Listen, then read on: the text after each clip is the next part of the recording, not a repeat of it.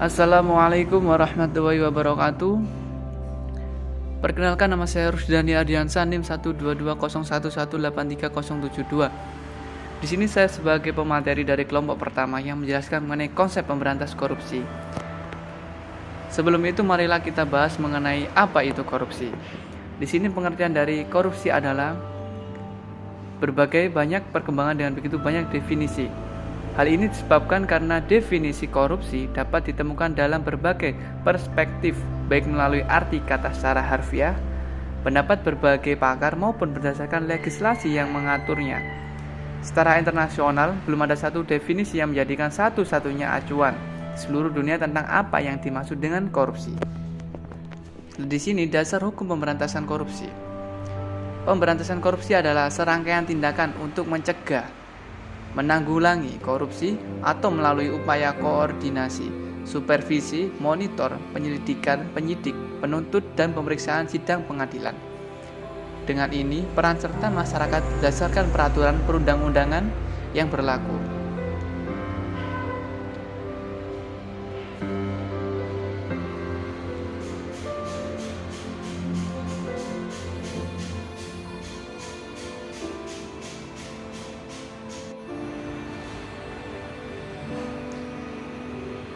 Yaitu penyebab teori korupsi. Teori-teori penyebab korupsi. Salah satunya, korupsi menurut Jack Bologhon. Teori menyebutkan bahwa faktor penyebab korupsi adalah keserakahan, kesepakatan, kebutuhan, dan pengungkapan. Keserakahan berpotensi dimiliki setiap orang dan berkaitan dengan individu. Dan sudah banyak kasus-kasus korupsi di Indonesia. Secara rata-rata terdapat 166 kasus korupsi dengan 223 terdakwa setiap tahunnya.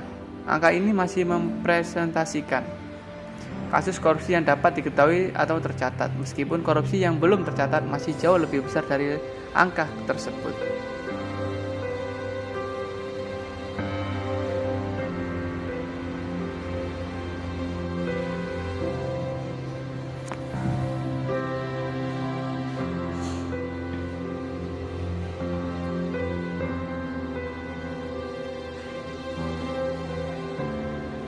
Di sini strategi pemberantasan korupsi membutuhkan kesamaan pemahaman mengenai tindak pidana korupsi itu sendiri. Dengan adanya persepsi yang sama, pemberantasan korupsi bisa dilakukan secara tepat dan teratur agar pemberantasan berjalan lebih efektif. Assalamualaikum warahmatullahi wabarakatuh. Saya di sini akan memaparkan sedikit tentang konsep pemberantasan korupsi. Nah, mengenai korupsi sendiri, ada yang menyatakan bahwa korupsi ibarat penyakit kanker ganas dan sifatnya tidak hanya kronis tapi juga sangat mematikan yang menggerogoti perekonomian sebuah negara secara perlahan namun pasti. Intan Nurwaini, di sini saya akan mempresentasikan tentang penanggulangan kejahatan korupsi dengan hukum pidana. Bangsa Indonesia harus mengkaji tentang ketetapan dan langkah-langkah pembangunan nasional untuk mengatasi krisis sebagaimana yang diamanatkan dalam bab 1 Ketetapan MPR Republik Indonesia nomor 10 MPR tahun 1998 tentang pokok-pokok reformasi pembangunan dalam rangka penyelamatan dan normalitas kehidupan nasional sebagai haluan negara, bahwa pokok-pokok reformasi pembangunan dalam rangka penyelamatan dan normalitas kehidupan nasional sebagai haluan negara ini ditetapkan dengan maksud memberikan arah bagi Kabinet Reformasi Pembangunan dalam penanggulangi krisis dan melaksanakan reformasi menyeluruh dengan tujuan terbangunnya sistem kenegaraan yang demokratis serta dihormati dan ditegakkan hukum untuk mewujudkan tertib sosial masyarakat. Sedangkan arah kebijakan khusus untuk memberantas korupsi ini dirumuskan dalam pasal 4 Ketetapan MPR Republik Indonesia nomor 11 MPR 1998 tentang penyelenggaraan negara yang bersih dan bebas korupsi, kolusi, dan nepotisme, bahwa upaya pemberantasan pemberantasan korupsi harus dilakukan secara tegas terhadap siapapun. Kebijakan hukum pidana dalam upaya menanggulangi kejahatan dapat dilakukan dengan melalui serangkaian proses, yakni diantaranya terdiri dari tahapan kebijakan legislatif atau formulatif, yang mana di dalamnya mencangkup mengenai perbuatan apa yang dapat dipidana dan sanksi apa yang dapat dikenakan. Sebagaimana yang telah diuraikan bahwa kebijakan legislatif merupakan masalah sentral dalam serangkaian proses untuk menanggulangi kejahatan dengan hukum pidana termasuk upaya penanggulangan tindak pidana korupsi. Kebijakan legislatif ini mencangkup bagaimana merumuskan dan menetapkan tindak pidana korupsi dalam undang-undang, yakni Undang-Undang Nomor 31 Tahun 1999 mengenai pemberantasan tindak pidana korupsi yang disingkat UU TPK 99. Pasal 28 dijelaskan bahwa terdakwa atau orang lain atau suatu badan memiliki sejumlah uang atau harta benda yang tidak seimbang dengan penghasilannya merupakan perbuatan memperkaya diri sendiri. Penerapan masalah unsur memperkaya diri sendiri dapat dilihat dalam praktek peradilan yang terjadi selama ini, yakni beberapa putusan pengadilan yang dikuatkan oleh Mahkamah Agung. Upaya pemberantasan tindak pidana korupsi tidak akan pernah berhasil tanpa melibatkan peran serta masyarakat. Dengan demikian, dalam strategi pemberantasan tindak pidana korupsi terdapat 3 unsur utama, yakni pencegahan, penindakan, dan peran serta masyarakat.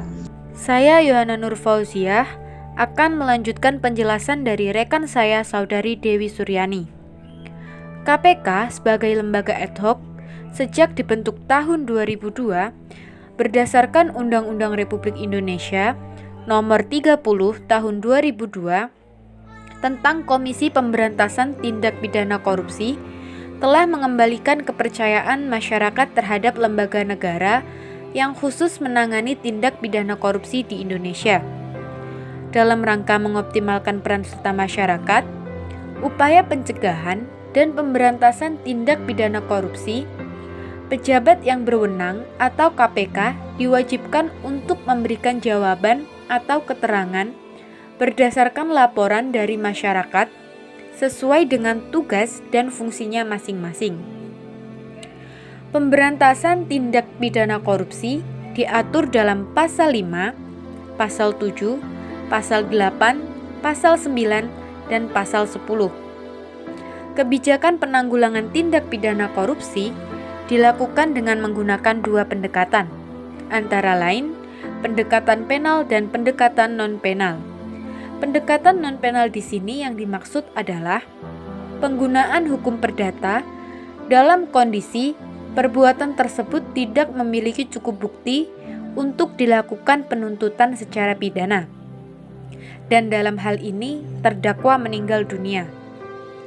Sedangkan kebijakan penggunaan pidana sendiri dalam memberantas tindak pidana korupsi diatur di dalam 17 pasal di dalam UU Tindak Pidana Korupsi itu sendiri.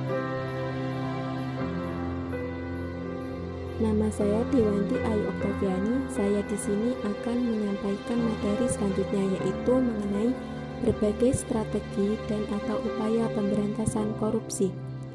Terdapat berbagai macam strategi atau upaya yang dapat dilakukan untuk memberantas korupsi.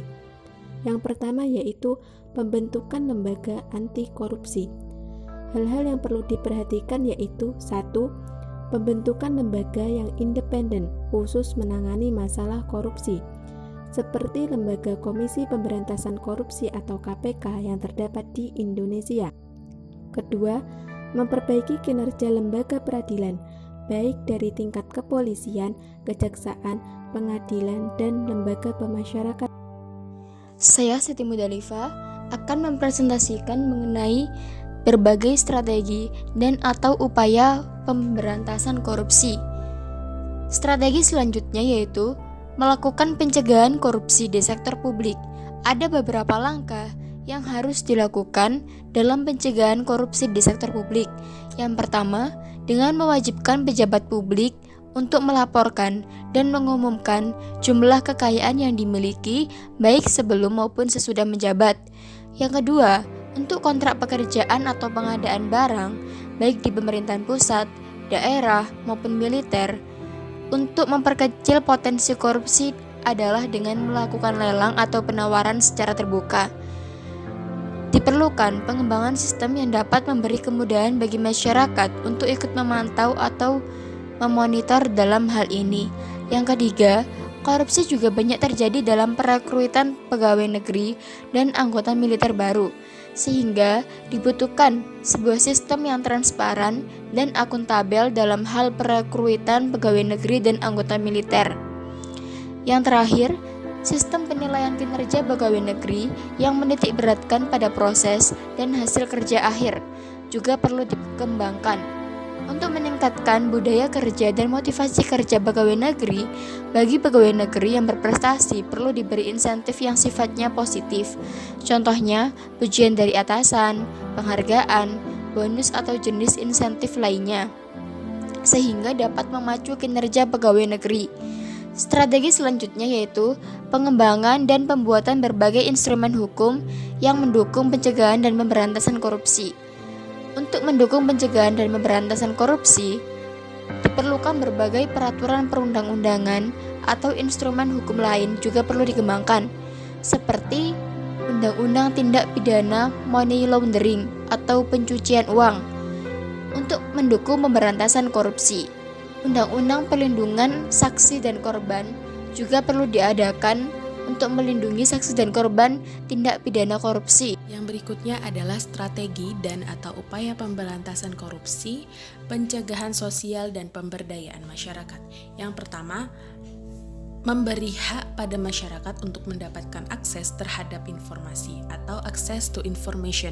Hak ini dapat meningkatkan keinginan pemerintah untuk membuat kebijakan dan menjalankan secara transparan. Pemerintah memiliki kewajiban melakukan sosialisasi atau diseminasi berbagai kebijakan yang dibuat dan akan dijalankan. Yang kedua, adanya isu mengenai public awareness atau kesadaran serta kepedulian publik terhadap bahaya korupsi dan isu pemberdayaan masyarakat. Salah satu cara untuk meningkatkan public awareness adalah dengan melakukan kampanye tentang bahaya korupsi. Yang berikutnya adalah menyediakan sarana bagi masyarakat untuk melaporkan kasus korupsi dan adanya fitnah serta pencemaran nama baik apabila melaporkan kasus korupsi. Kemudian adanya media yang bebas yang berfungsi sebagai alat kampanye mengenai bahaya korupsi dan juga memiliki peranan khusus dalam perang melawan korupsi.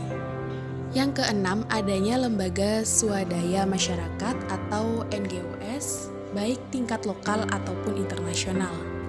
Mereka adalah bagian dari civil society atau masyarakat sipil yang memiliki fungsi untuk melakukan pengawasan atas perilaku pejabat publik.